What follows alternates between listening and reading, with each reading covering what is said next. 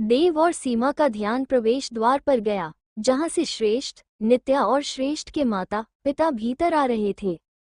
सीमा ने तुरंत अपने पति की ओर मुंह बिचकाते हुए कहा, देखो, वो दोनों आ गए। जब उनकी नज़र नित्या पर पड़ी, उनकी आंखें सिकुड़ गईं। सीमा ने नफरत भरी नजरों से नित्या को घूरते हुए कहा, देखो, एक ही दिन में इस लड़की का पूरा हुलिया ही बदल गया। चाल ढाल देखो, कितनी बदल गई है। देव ने सीमा की बात पर शैतानी मुस्कान के साथ जवाब दिया, हाँ, तो ये तो हमारे लिए अच्छा है। अब इसे अपने इशारों पर नचाने में और मजा आएगा। सीमा भी देव की बात से सहमत होकर सिर हिलाने लगी। देव ने नित्या की ओर इशारा करते हुए कहा, चलो, अपनी बेटी से मिलने चलते हैं, थोड़ा प्यार जताना जरूरी है। उधर जैसे ही श्रेष्ठ और नित्या ने एंट्री की, मीडिया के कैमरे उनकी ओर मुड़ गए। फ्लैश की चमक और कैमरों की आवाज ने माहौल में हलचल पैदा कर दी। नित्या, जो हमेशा से एक सिंपल और शांत लड़की रही थी, कभी भी मीडिया के इस शोर शराबे का सामना नहीं कर पाई थी। कैमरों की चमक से घबराकर वो बार बार अपना चेहरा श्रेष्ठ के सीने में छुपा रही थी। श्रेष्ठ ने नित्या के डर को महसूस किया। उसने उसे अपनी बाहों में कसकर छुपा लिया और मीडिया वालों की ओर गुस्से से घूरते हुए अपनी सख्त आवाज में कहा, बस करो, दिख नहीं रहा है कि तुम्हारी वजह से मेरी वाइफ डर रही है। अगर मैंने एक भी फ्लैश और देखा तो याद रखना, तुम्हारा पूरा मीडिया चैनल बंद करवा दूंगा। श्रेष्ठ की धमकी सुनते ही मीडिया वालों ने अपने कैमरे बंद कर दिए। वहां एक सन्नाटा सा छा गया। श्रेष्ठ ने नित्या की ओर देखा। उसकी घबराई हुई आंखों को देख उसने अपने हाथों से नित्या के गालों को सहलाया और प्यार भरी आवाज में कहा, डरो मत नित्या, मैं हूं तुम्हारे साथ। मेरे रहते तुम्हें किसी से डरने की जरूरत नहीं है। नित्या ने बस हल्के से सिर हिलाया और उसकी बातों से थोड़ा संभलते हुए 2 कदम आगे बढ़ी। लेकिन तभी उसके सामने वे दोनों आ गए जिनसे वो सबसे ज्यादा डरती थी, उसके माता पिता। कहने को तो वे उसके माता पिता थे, लेकिन उनका बर्ताव हमेशा उसके लिए दुश्मनों से भी बदतर था। इस सच को नित्या ने अपने दिल में दबा रखा था।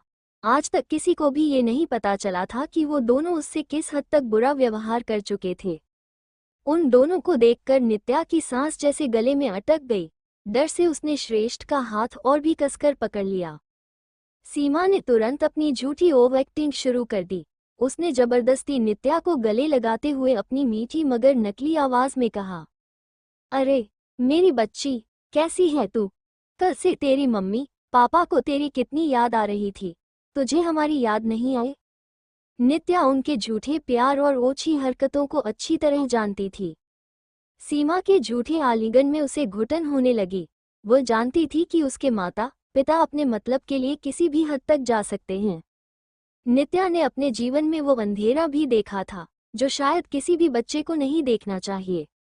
उसके लिए वे अब माता पिता नहीं, बल्कि उसकी जिंदगी का सबसे बड़ा डर बन चुके थे। नित्या के दिल में डर और नफरत का ऐसा तूफान चल रहा था कि उसकी सांसें तेज हो गई थीं। उसे अपने माता पिता से जितनी नफरत थी, उससे कहीं ज्यादा उन्हें देखकर घिन महसूस होती थी। वे लोग सिर्फ नाम के माता पिता थे। नित्या को उनका स्पर्श तक असहनीय लगता था। एक समय था जब नित्या ने अपनी जिंदगी खत्म करने की भी कोशिश की थी, लेकिन वे उसे मरने तक की इजाजत नहीं देते थे। नित्या के लिए उसकी जिंदगी किसी श्राप से कम नहीं थी, लेकिन फिर श्रेष्ठ उसकी जिंदगी में एक वरदान बनकर आया।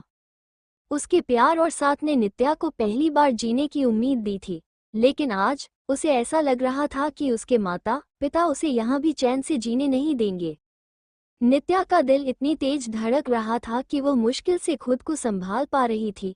तभी देव उसके करीब आए और उसके गालों पर हाथ फेरते हुए बोले, क्या बात है, हमारी प्रिंसेस तो एक ही दिन में यहाँ इतनी खुश हो गई कि अपने माँ बाप को ही भूल गई।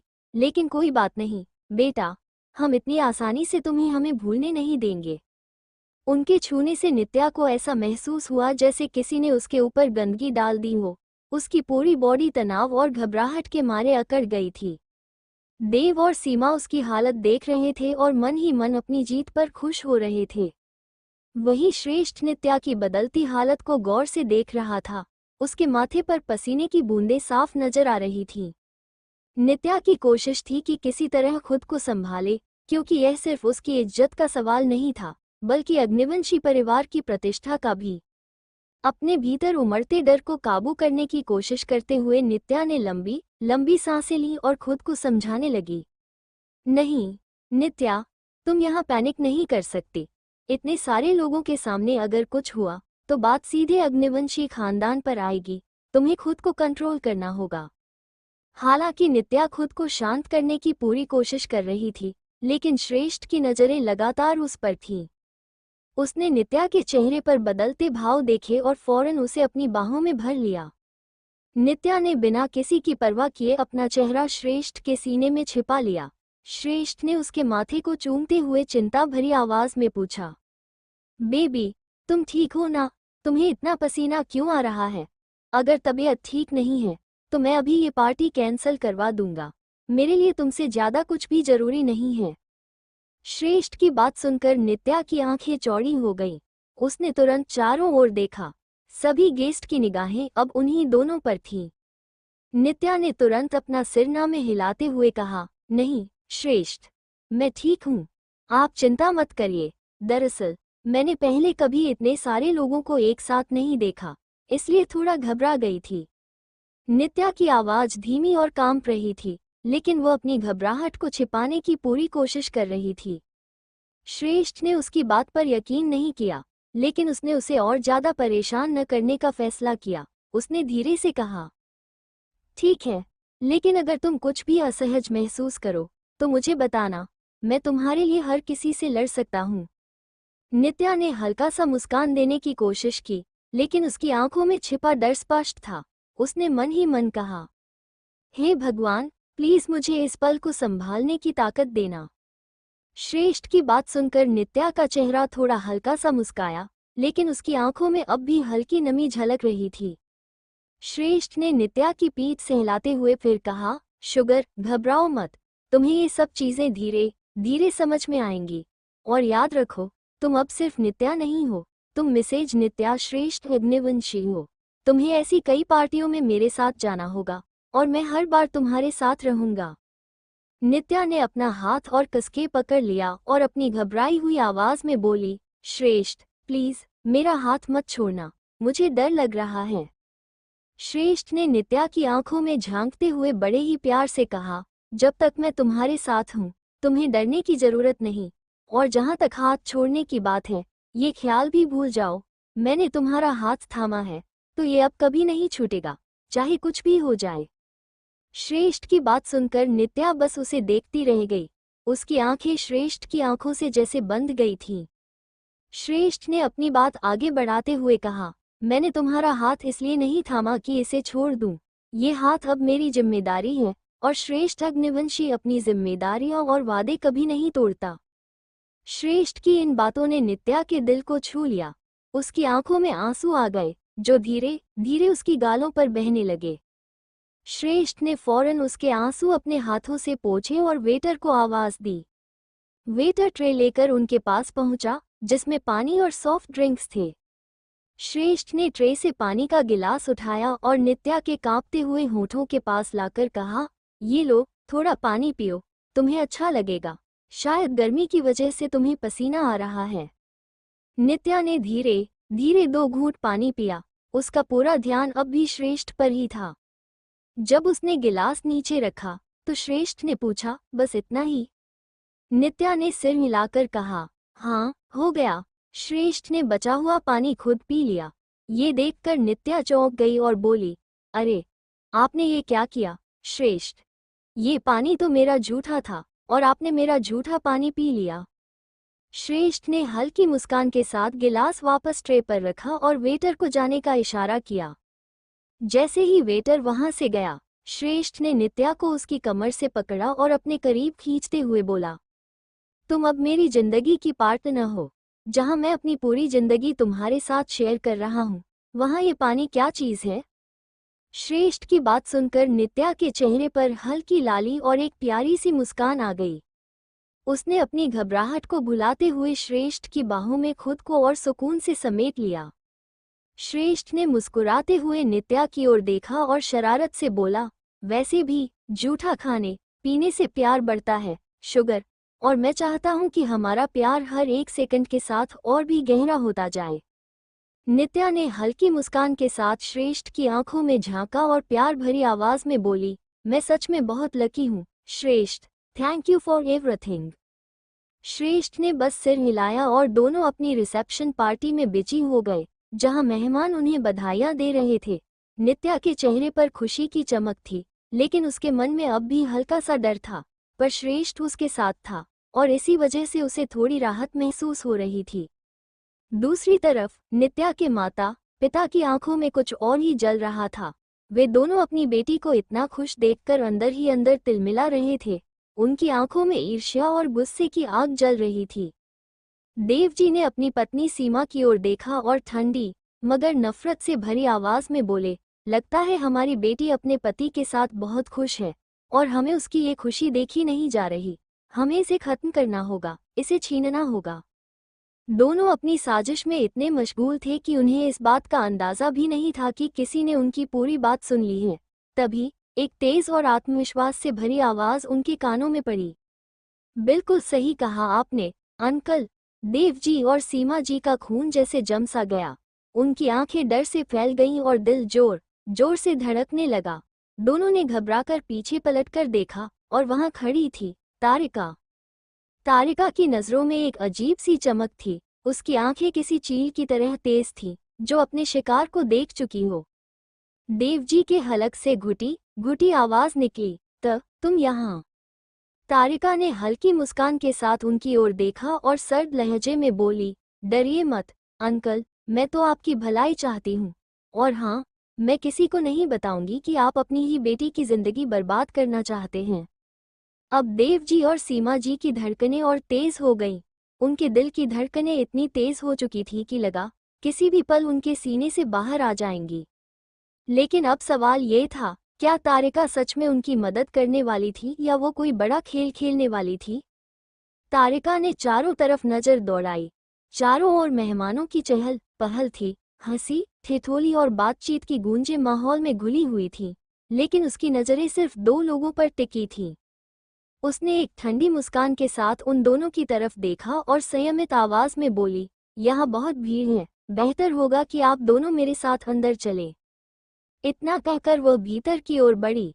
देवजी और सीमा जी ने एक दूसरे को देखा और फिर चुपचाप उसके पीछे चल पड़े। बाहर पार्टी पूरे शबाब पर थी, लेकिन अंदर हवाओं में एक अजीब सी बेचैनी थी। लिविंग रूम सुनसान पड़ा था, सन्नाटा पसरा हुआ था।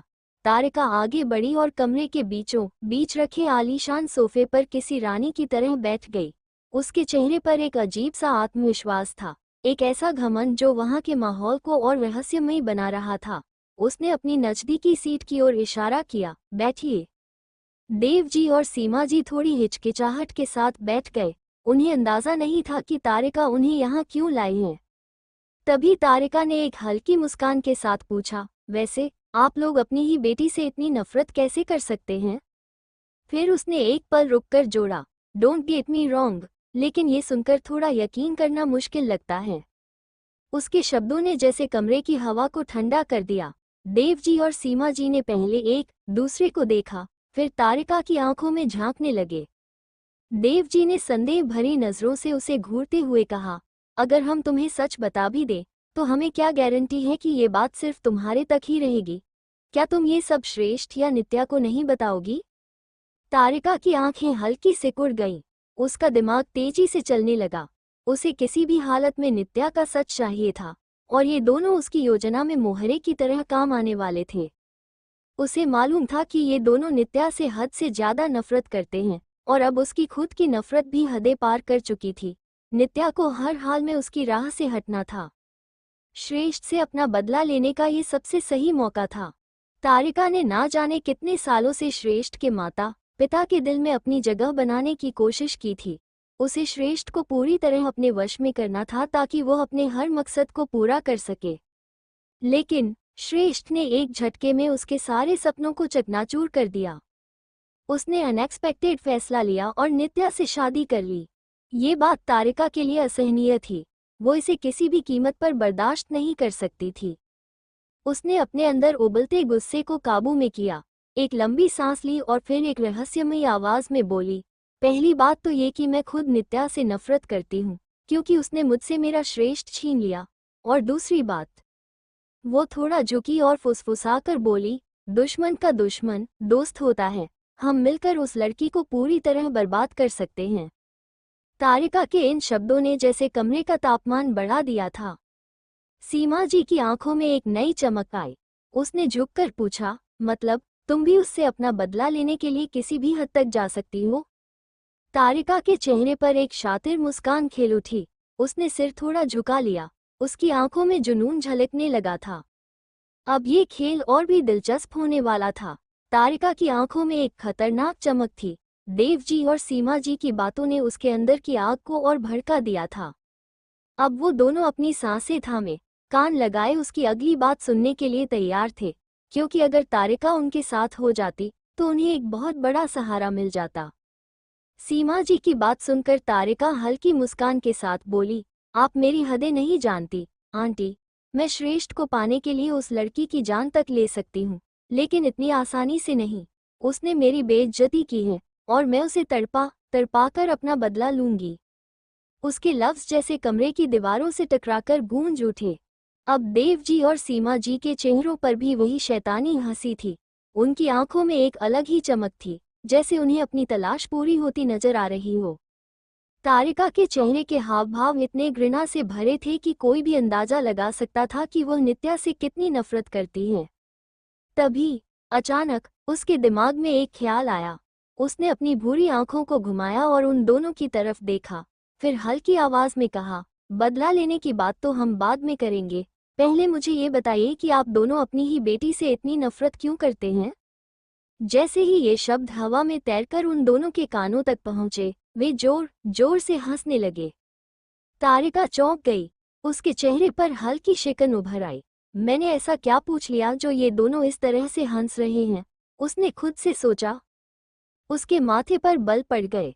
इससे पहले कि वो पूछती, आखिर बात क्या है, देव जी ने उसकी ओर देखा और कहा, बेटी? कौन सी बेटी? किसकी बेटी? अब तो तारिका पूरी तरह से हैरान थी। उसकी आंखें चौड़ी हो गईं। तभी सीमा जी ने उसकी तरफ देखा और हल्के से मुस्कुराकर कहा, वो हमारी बेटी नहीं है। एक पल के लिए मानो पूरा कमरा ठहर गया हो। तारिका को जैसे बिजली का झटका लगा। क्या? उसने लाख कोशिश की, लेकिन खुद को संभाल नहीं पाई। ये तो उसने कभी सोचा भी नहीं था। उसे लग रहा था कि नित्या की कोई बुरी आदत होगी या फिर उसने कोई ऐसी गलती की होगी जिससे उसके माता पिता उससे इतनी नफरत करते थे। लेकिन ये सच तो उसके सोच से भी बाहर था।